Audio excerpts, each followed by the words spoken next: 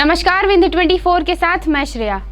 All India road transport workers federation के आह्वान के बाद देश भर के ट्रकों और बसों के पहिए थमे रहे। साथ ही ऑटो चालक संघ एवं सीटू के द्वारा बंद को समर्थन मिला। केंद्र सरकार के द्वारा मोटर व्हीकल्स एक्ट में संशोधन के विरोध में all India road transport workers federation के द्वारा हड़ताल का ऐलान किया गया, जिसका असर रीवा सहित प्रदेश भर में देखा गया। इसके अलावा हड़ताल के समर्थन में ऑटो चालक संघ एवं सीटू के द्वारा भी बंद रखा गया, जिससे पूरे शहर का ट्रांसपोर्ट सिस्टम ध्वस्त नजर आया। शहर के दोनों बस स्टैंड खाली नजर आए, वहीं आम लोग परेशान दिखे। लोगों को शहर के अंदर और बाहर जाने के सभी रास्ते बंद मिले। रोड में गाड़ियाँ जैसा जब चलेंगे और सवारी अगर हाथ देगी कहीं तो खड़ी करेंगे तो जुर्माना होता है। जुर्माना भी कैसा होता है, पहले 500 रुपये में होता था, आरटीओ पकड़ता है तो सीधा 15,000 3,000 रुपये प्रति कागज़ की कमी की मतलब जो तो जुर्माना होता है, चालान होता है। तो एक ऑटो वाला क्या इस तरह का दे सकता है? नहीं दे सकता, क्योंकि वो कमाता कितना है, 200, 250, 300 रुपये का उसका व्यवसाय होता है पूरे दिन का। तो इसमें वो अपना बच्चों का पेट पालेगा कि मतलब जुर्माना भरेगा। जुर्माने के भी मतलब कोई एक सीमा होना चाहिए। अब जैसे पहले 500 रुपये यातायात विभाग करता था जुर्माना, चलो ठीक है 500 रुपये किसी तरह से आदमी पूरा कर देता था। अब वो सीधे कोर्ट भेजते हैं, आरटीओ अगर पकड़ता है तो वो सीधे कि मतलब 3,000 रुपये प्रति कागज़ जुर्माना कर रहा है। हाँ, फिर जैसे ड्राइविंग लाइसेंस बनवाना है तो ड्राइविंग लाइसेंस में 4,000-5,000 रुपये कमर्शियल में लग रहा है। आदमी कहाँ से वाहन करेगा? शहर के बोधाबाग स्थित राज पैलेस में आज कांग्रेस पार्टी की तैयारी बैठक आयोजित हुई, जिसमें आगामी विधानसभा चुनाव की तैयारियों का जायजा लिया गया। विधानसभा चुनाव नजदीक आते ही जहां सभी राजनीतिक पार्टियां अपनी अपनी तैयारियों में जुट गई हैं, वहीं अब मुख्य विपक्षी पार्टी कांग्रेस ने भी चुनावी बिगुल बजा दी है तथा आज शहर के राज पैलेस में चुनावी तैयारियों को लेकर समीक्षा बैठक भी आयोजित कराई गई। बैठक में समस्त कांग्रेसी कार्यकर्ताओं ने एकजुट होकर चुनाव पर फोकस करने का निर्णय लिया है। वहीं कांग्रेस पार्टी के प्रदेश प्रवक्ता ने आरएसएस संघ को आड़े हाथों लेते हुए उनकी कमियों को गिनाया। इस मौके पर कांग्रेस पार्टी के समस्त वरिष्ठ व युवा नेता मौजूद रहे। चुनावी तैयारियों की समीक्षा के साथ ही अब तक पार्टी कार्यकर्ताओं के द्वारा किए गए कार्यों का भी जायजा लिया गया है।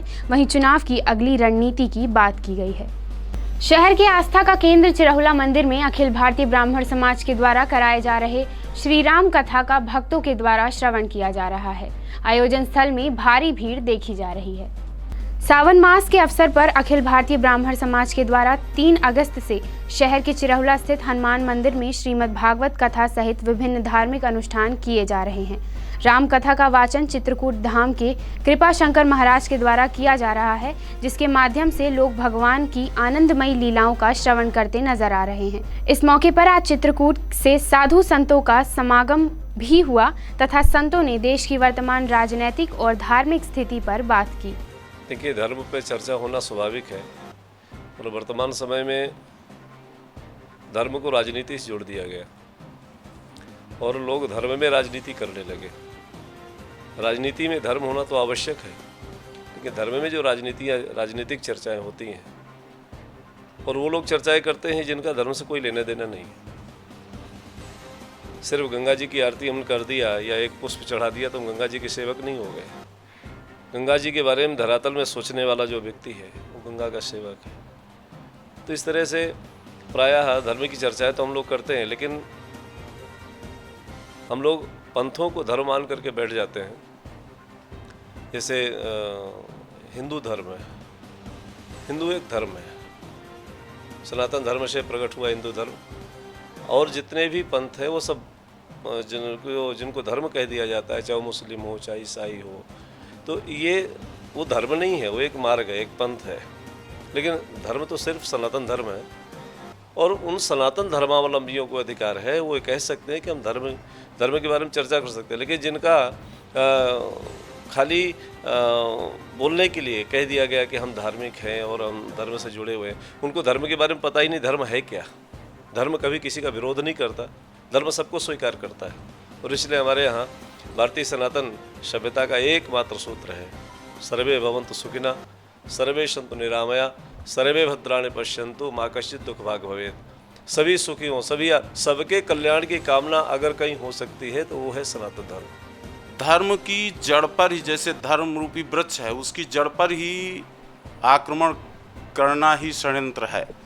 उसी पर आक्रमण किया जा रहा है। गाय, गंगा और गीता हमारे धार्मिक मूल हैं और निश्चित रूप से इन पर राजनीति होगी। और आज हम देख रहे हैं कि गाय की दुर्दशा, हर जगह जो है रोड पर, सड़क पर गायें मिल रही हैं।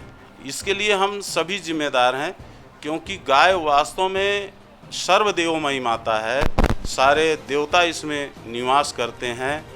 और आज का विज्ञान भी यह स्वीकार करता है कि इसके गोबर में एंटीबायोटिक है, इसके दूध में वह अमृतमयी पदार्थ है जो दुनिया के अन्य कहीं भी उपलब्ध नहीं हो सकता है। और इसका संपूर्ण समग्र शरीर हम लोगों के लिए उपयोगी है। और इसने यहाँ तक कि राजा इंद्र को भी भगवान के क्रोध से बचाया था, चाहे वह आध्यात्मिक लें, चाहे सामाजिक लें, चाहे आर्थिक लें, चाहे सांस्कृतिक लें। किसी भी प्रकार से गाय हमारे लिए बहुमूल्य उपयोगी है, लेकिन आज उसकी दुर्दशा देखी जा सकती है। इसी प्रकार से गंगा की भी परिस्थिति यही है। यदि हम समय रहते इन तीनों के लिए सुधार नहीं करते हैं, इन पर तीनों पर दृष्टिपात नहीं करते हैं, इसके लिए शत प्रयास नहीं करते हैं, तो निश्चित रूप से यह प्रभावित होंगी। और ये अगर प्रभावित हो गए तो निश्चित रूप से हमारा धर्म, हमारा देश, हमारी संस्कृति प्रभावित होगी। ये 3 तारीख से राम कथा शुरू है और सवेरे रुद्राभिषेक का कार्यक्रम होता है 8 बजे से 12 बजे, और उसके बाद 3 बजे से कथा है भागवत कथा का। और ये सब श्रद्धालु लोगों के लिए है, पूरी रीवा की जनता के लिए है। सब आकर जो है भगवत कथा का लाभ उठाएं। हमारी सबसे अपील है ज़्यादा से ज़्यादा लोग में आए और बढ़िया धर्म का काम हो रहा है, धर्म की विजय हो रही है, इस काम में सहभागी बने। स्वतंत्रता दिवस के आयोजन को लेकर शहर के सभी शासकीय एवं अशासकीय विद्यालय के छात्रों के द्वारा मारतंड क्रमांक 3 के मैदान में रिहर्सल किया गया। तैयारी में करीब 40 विद्यालय के छात्रों ने हिस्सा लिया। आगामी स्वतंत्रता दिवस की तैयारियां अब जोरों पर दिख रही हैं। शहर के मुख्य आयोजन के लिए स्कूली छात्रों के द्वारा आज से तैयारियां शुरू कर दी गई हैं। परेड की तैयारी मारतंड क्रमांक 3 में की जा रही है, जिसमें शहर भर के 42 विद्यालयों के 3000 छात्र शामिल हैं। आपको बता दें, स्वतंत्रता दिवस का मुख्य कार्यक्रम SAF ग्राउंड में किया जाएगा, जिसमें सांस्कृतिक कार्यक्रम, परेड सहित कई कार्यक्रम किए जाते हैं। जिला क्रीड़ा अधिकारी ने बताया है कि फाइनल रिहर्सल 13 अगस्त को की जाएगी। ये 15 अगस्त की तैयारी चल रही है। हमारी PT का एक हिस्सा होता है बच्चों का, 3000 बच्चे भाग लेते हैं। 13 तारीख को ये रिहर्सल, फाइनल रिहर्सल होता है SF ग्राउंड में, और 15 को मुख्य कार्यक्रम होता है। उसी के उसमें ये छात्र छात्राओं की PT हम करा रहे हैं। 42 स्कूल के बच्चे इसमें भाग ले रहे हैं। कहीं से 40 हैं, कहीं से 80 हैं, कहीं से 120 है। जहाँ जैसी संख्या है उसके आधार पे हम इनको 3-4 दिन यहाँ अभ्यास कराते हैं। फिर फाइनल रिहर्सल 13 को होगा और वहाँ उसका 15 अगस्त को कार्यक्रम होगा। मुख्य कार्यक्रम में ये बच्चे भाग लेते हैं 3000। ये 42 विद्यालयों के छात्र छात्र। आज पहला दिन है तो आज थोड़ा कम स्कूलों के बच्चे आए हैं, पानी भी गिर रहा था। 42 स्कूल के छात्र छात्राएँ रहते हैं। नगर के सभी संस्थाएँ, ज्योति school, model school, Bal Bharati, central academy, government tech, Martand एक, शासकीय और अशासकीय दोनों विद्यालयों अच्छे छात्र छात्राएँ भाग लेते हैं। शहर के कलेक्ट्रेट कार्यालय में आज हिंदुस्तान उत्थान पार्टी के द्वारा अपनी 4 सूत्रीय मांगों को लेकर ज्ञापन सौंपा गया, जिसमें पार्टी कार्यकर्ताओं के द्वारा प्रदेश में बालिका सुरक्षा अधिनियम लागू करने की भी मांग की गई। हिंदुस्तान उत्थान पार्टी के द्वारा आज कलेक्ट्रेट कार्यालय में प्रदेश सरकार के खिलाफ कलेक्टर को ज्ञापन सौंपा गया, जिसमें कार्यकर्ताओं ने बताया कि प्रदेश के अंदर बालिकाओं के साथ दुष्कर्म व हत्या जैसे किस्से रोज सुनने को मिलते हैं, परंतु प्रशासनिक स्तर पर उनकी सुरक्षा को लेकर कोई ठोस कदम नहीं उठाए जा रहे हैं। इसलिए हमारी मांग है कि प्रदेश के अंदर बालिका सुरक्षा आयोग का गठन किया जाए। इसके साथ ही अपनी बातों पर उन्होंने कहा कि आरक्षण के मुद्दे पर सरकारें कुछ नहीं कर रही हैं, जिसके कारण आए दिन विभिन्न पार्टियों के द्वारा आंदोलन किए जाते हैं। हम 4 सूत्री मांगों को लेकर मुख्यमंत्री शिवराज सिंह चौहान जी को कई बार ज्ञापन दे चुके हैं। बालिकाओं के ऊपर 2 साल से 10 साल की बच्चियों का मध्य प्रदेश में सबसे ज़्यादा बलात्कार और हत्याएं हो रही हैं। अभी पिछले महीने की बात है, ढेरा गांव से एक लड़की 5 साल की जो कि मंत्री महोदय का गृह ग्राम है, वहाँ से गायब हुई, रीवा से गायब हुई। उनकी हत्याएं हो रही हैं, मार के अभी तक पता नहीं चला। तो बालिका सुरक्षा आयोग का गठन होना चाहिए, हमारा मेन मुद्दा ये है। और हम जातिगत आरक्षण नहीं चाहते। दूसरा मुद्दा है हमारा जातिगत आरक्षण नहीं, आर्थिक आधार पर आरक्षण मिले। और तीसरा है स्वर्ण आयोग का गठन होना चाहिए और मध्य प्रदेश में पूर्ण रूप से शराब बंद होनी चाहिए। जब बिहार जैसे प्रदेश में शराब बंद हो सकती है तो मध्य प्रदेश की आर्थिक स्थिति हमको नहीं लगता कि बिहार से ज़्यादा बदतर है। लेकिन बालिका आयोग का गठन अगर सरकार नहीं करती तो मजबूरन 15 दिन का समय देते हैं। उसके बाद हम लोग चाहे जिस तरह से सरकार समझेगी उस भाषा में समझाया जाएगा। शहर की अपार गंदगी तथा जल भराव जैसी मूल समस्या के विरोध में आज शिवसेना के द्वारा नगर निगम कार्यालय का घेराव कर महापौर को ज्ञापन सौंपा गया, जिसमें शिवसेना के द्वारा शहर की गंदगी पर बात रखी गई। शहर के अंदर फैली अपार गंदगी तथा जल भराव जैसी मुख्य समस्या को जड़ से खत्म करने के लिए आज शिवसेना के द्वारा नगर निगम कार्यालय में ज्ञापन सौंपा गया। शिवसेना कार्यकर्ताओं का कहना है कि बारिश के मौसम के साथ ही शहर में गंदगी का अंबार लगना शुरू हो गया है। वहीं सड़कों की समस्या के चलते हर दिन जल भराव जैसी स्थिति देखने को मिलती है, जिस पर निगम अधिकारियों के द्वारा कोई एक्शन नहीं लिया जा रहा है। शिवसेना कार्यकर्ताओं का कहना है कि निगम कर्मी कार्यालय से बाहर निकलकर शहर की सड़कों का हाल जानने की कोशिश नहीं करते हैं, इसलिए जनता को काफ़ी दिक्कतों का सामना करना पड़ता है। शिवसेना के कार्यकर्ताओं ने इस पूरे मामले को लेकर स्थानीय मंत्री राजेंद्र शुक्ला का विरोध करते हुए कहा कि उनके द्वारा आए दिन नित नई जगहों का लोकार्पण किया जा रहा है, परंतु शहर की समस्या बनी है उस पर कोई ध्यान नहीं दिया जा रहा है। शिवसेना जिला अध्यक्ष ने बताया कि ज्ञापन उपरांत महापौर ममता गुप्ता ने उनकी मांगों पर जल्द निराकरण निकालने का आश्वासन दिया है। वहीं शिवसेना कार्यकर्ताओं का कहना है कि अगर उनकी मांगों पर जल्द कार्यवाही नहीं की गई तो वह उग्र आंदोलन करने पर बाध्य होंगे।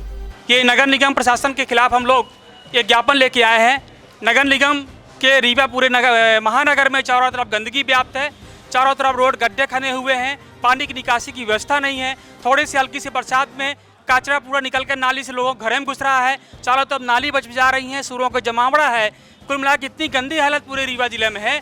जिस महानगर की कल्पना रीवा वासी करते हैं माननीय मंत्री जी के झूठे वादों के रूप में कि रीवा को महानगर बनाएंगे, वो निश्चय रूप से एक खोखला वादा है मंत्री जी का। महापौर जी का वादा जो रीवा में होने विकास कार्य को होना चाहिए वो भी खोखला वादा है। चारों तरफ शोरक जमावड़ा, चारों तरफ गंदगी व्याप्त है। हर घर में आज की डेट पे 1, 2, 3 बीमार जरूर लोग मिल जाएंगे। कोई वायरल फीवर से, कोई बच्चा परेशान है, कोई माता परेशान है, कोई पिता परेशान है। ये हालत पूरे नगर निगम की है। गांधी कॉम्प्लेक्स प्रकाश चौराहे में आप फोटो शूट आपने किया है, आपके न्यूज चैनल ने शूट किया तो उस दिन आपने देखा है कितनी गंदगी व्यस्त है। वहाँ पे महिलाएं में खुले में शौच करने के लिए मजबूरी में जाती हैं। वहाँ पे इतनी व्यवस्था है, न पानी की व्यवस्था है, तो आवागमन के रोड वहाँ बना हुआ है, चारों तरफ गंदगी व्याप्त है। पूरे रीवा शहर में इस तरह गंदगी व्याप्त है। इसी के विरोध में हम लोग नगर निगम में ज्ञापन दे रहे हैं। यदि नगर निगम प्रशासन हमारे दिए हुए मांगों पे ध्यान नहीं देगी तो आगामी 15 दिनों पश्चात नगर निगम के खिलाफ हम लोग पुनः आंदोलन करेंगे, धरना प्रदर्शन करेंगे और इस नगर निगम कार्यालय में हम लोग तालाबंदी भी करेंगे। शहर के नरेंद्र नगर में सप्लीमेंट के लिए नया प्रतिष्ठान खोला गया, जहां से जिम जाने वाले लोगों को सभी तरह के प्रोटीन पाउडर मिल सकेंगे। शहर में बढ़ते जिम कल्चर के दौर में शरीर के लिए आवश्यक विटामिन एवं प्रोटीन की विशेष आवश्यकता होती है, जिसके लिए शहर के नरेंद्र नगर में प्रोटीन एक्स नाम से नया प्रतिष्ठान खोला गया है, जिसमें सभी आयु वर्ग के लोगों और उनकी आवश्यकताओं के अनुसार प्रोटीन पाउडर मिल सकेंगे। बताया जा रहा है कि ये इस तरह का शहर का एकमात्र प्रतिष्ठान है। आगे की अपडेट्स के लिए बने रहिए विंध्य 24 के साथ। धन्यवाद।